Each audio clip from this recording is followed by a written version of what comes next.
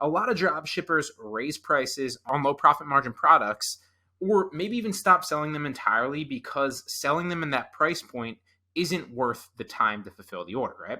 And that may be 100% true on a case by case basis, right?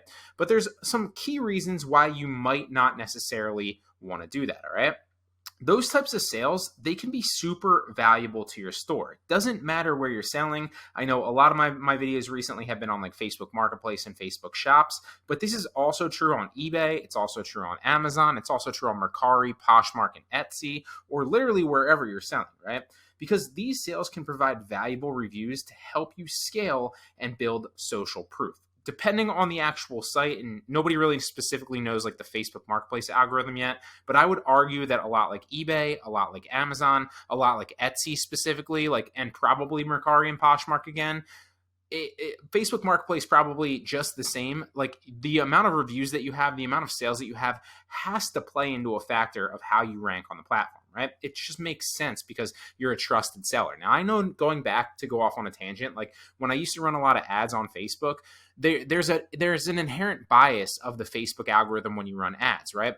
So for example, like if you were running a very similar ad to somebody else, but you spend more money on the platform more consistently and you have a higher trust rating on the platform more consistently, and you have a higher click-through rate on the platform more consistently, then Facebook is going to reward you the better traffic and you the like compared to the other not the other seller, excuse me, compared to the other person running advertising, right? So they have an inherent bias and they have rankings in these things. Now, if they have that running advertising, it would make 1000% sense that they would also have that on Marketplace if it's set up by the same company, right? So this is like speculation, right? This is conjecture. This is not like proven, but it would just make sense that there would be a bias on those things, right? And so social proof, the amount of sales that you make, obviously the amount of, reviews that you have on your profile does play into it's a major factor is what I'm trying to say long-term to get you more sales. All right.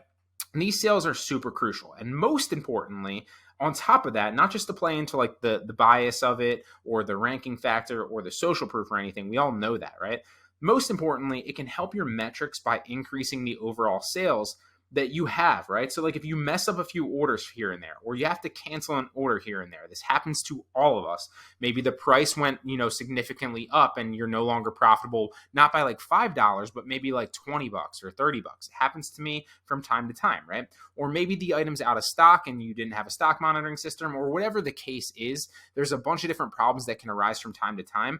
This is going to allow you that built-in cushion so that you're able to cancel those orders guilt-free, risk-free, because your other metrics make up for it. I'm talking broadly because this can factor in a number of different ways depending on the specific platform, but this plays a part no matter what platform.